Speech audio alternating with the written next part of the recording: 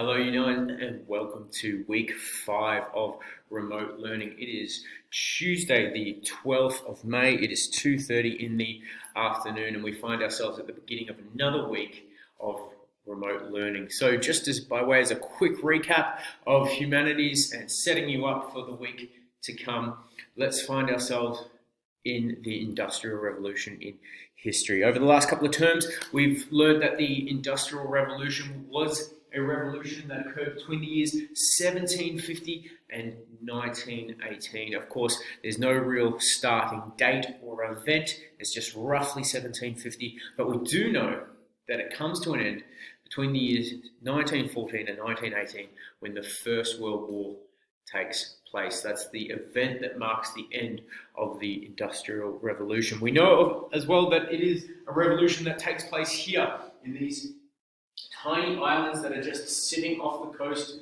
of northwest Europe, sitting out there in the ocean. This kingdom, this place, the United Kingdom of Great Britain, is where the Industrial Revolution takes off around the year 1750. And that's for a number of reasons. The first being, of course, that they did not have a government that sought to control the populace. In the rest of Europe, in Spain and France, and in other places, Italy, these places still had kings in the year 1750. In fact, Germany wasn't even a country at this time. It was an empire called the Holy Roman Empire of the German people. Had an emperor on top, and he had roughly 300 odd princes and kings underneath him. So on mainland Europe, you had governments in place that were sustaining a monarchy, and the monarch, as you might imagine, if you're the king of, say, France, then your sole purpose is going to be to try and remain the king of France. Well, that wasn't the case in Great Britain. Great Britain had already been through a revolution. They had already been through some political upheaval, and to stay in charge of his people, the king of Great Britain, the king of England, had given power to this institution called a parliament, which meant that he already had given power to the people somewhat. And so he was not in a place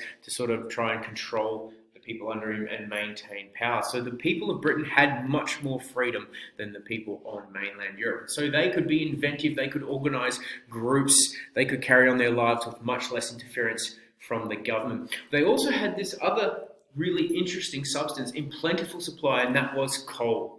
It would wash up on their beaches. It could be found in the swamps. They had huge reserves of it in underground mines. And once they discovered that you could burn this thing and it would generate immense amounts of heat, then they were off to the races. Very interestingly, the invention that sort of is the first significant invention of the Industrial Revolution is the steam engine.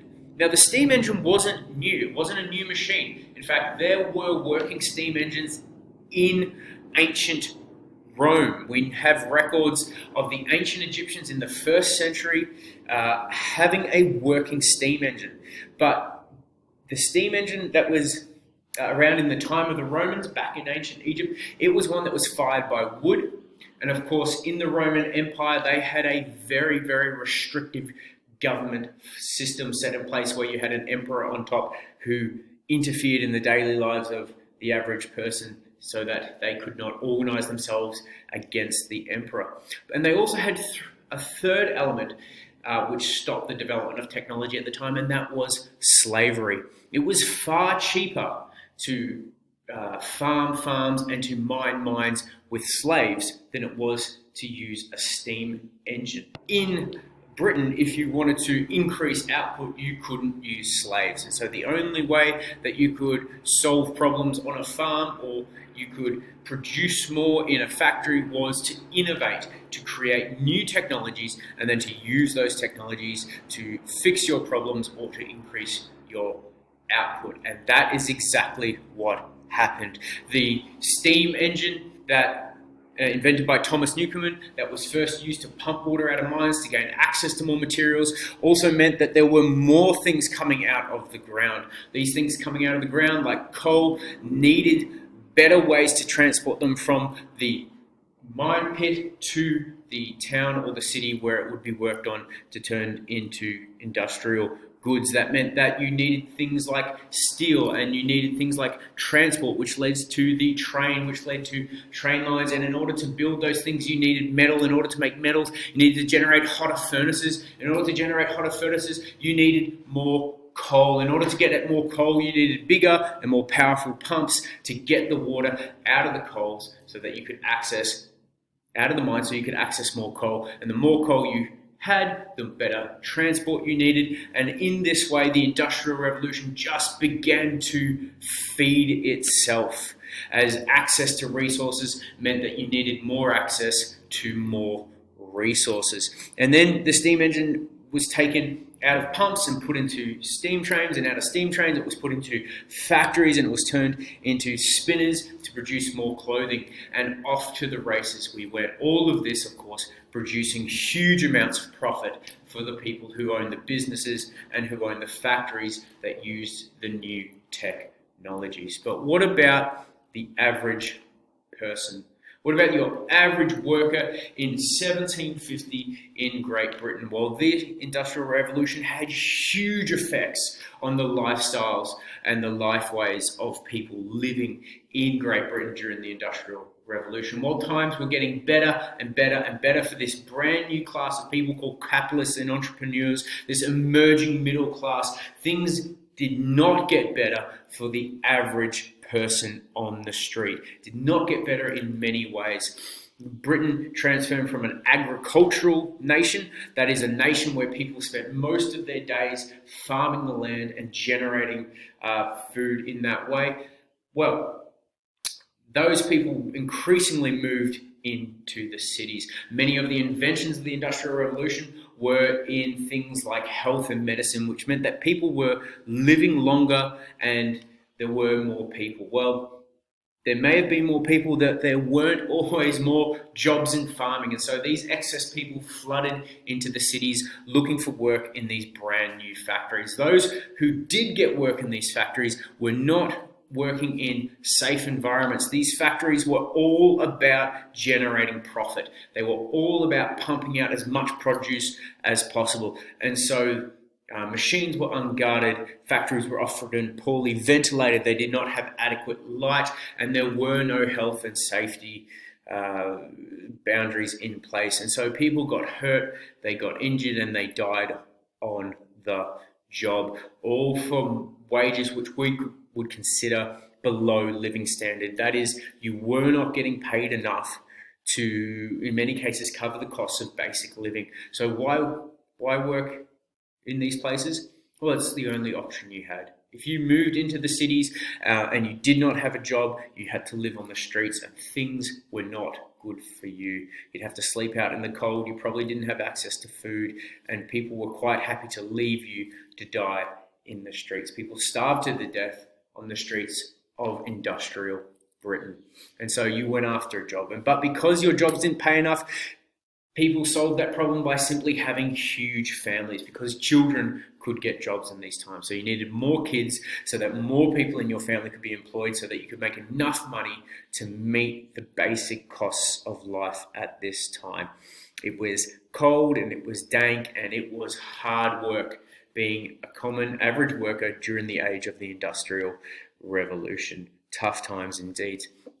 But the effects were incredible, and they come down to us today. There's lots more we could get into. We could look at the gin machine, which caused slavery in America to go from nearly dying out to exploding. The cotton gin machine, incredible. So the Industrial Revolution not only is a British revolution, but had incredible ramifications for the Americans, and probably led to their civil war. Of course, it spread out of Great Britain and it made its way into mainland Europe, so that France and Germany and Spain and Portugal, all these places also developed their own versions of the Industrial Revolution, which led to the spread of European empires, because we innovated in weapons and warfare and transport, and it led to exploration. It's an incredible time, full of different areas that can be studied and understood. And of course, it comes down to us today. The car comes from the Industrial Revolution, the motorbike, the aeroplane,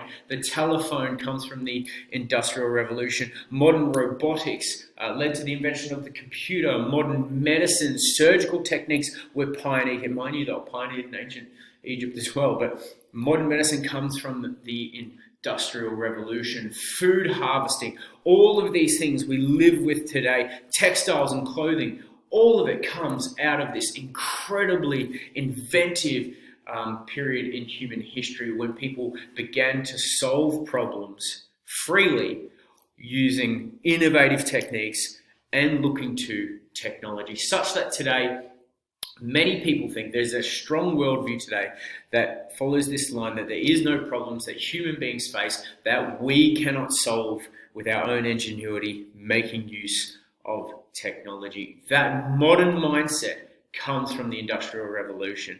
It also caused the spread of new ideas where human beings began to think, well, if we can generate all of these resources, shouldn't we have a government that makes sure that everybody gets a fair share in the spoils of this revolution? That's called socialism, and it led to communism. Whereas we also get the ones that say, well, no, human beings should be made to rise on their own merits. So if you're good at organizing people and developing new things, well, then you should benefit from that. You should get a greater share. That's called capitalism.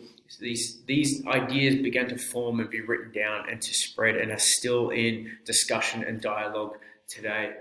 All of these incredible things come from the Industrial Revolution. What you're going to do this week, guys, is take one of those inventions from the Industrial Revolution and create a timeline. So what we want you to do is to choose something. It could be like a car. Research and find out what the first car was like and stick it at the start of your timeline. Put a little information annotation there explaining who invented it, where they invented it, little description of what it was like, and then timeline that out from the very first car, 4 or 5 different iterations of the car, different changes that have taken place in technologies or aesthetics or style or whatever, and then have a modern car at the end of your timeline. We want you to timeline out an invention from the Industrial Revolution, something that is around today that is directly related to something that comes from the Industrial Revolution. It can be a car, it can be a motorbike, it could be a plane, it could be a phone. The modern phones today are a direct descendant of the very first phone that was invented during the time of the Industrial Revolution. So I'm going to leave that with you guys. Make sure you read carefully, you read for understanding, you read the task instructions at least 3 times. We look forward to the incredible work that you will have for us. God bless. Thank you for coming to my TED Talk.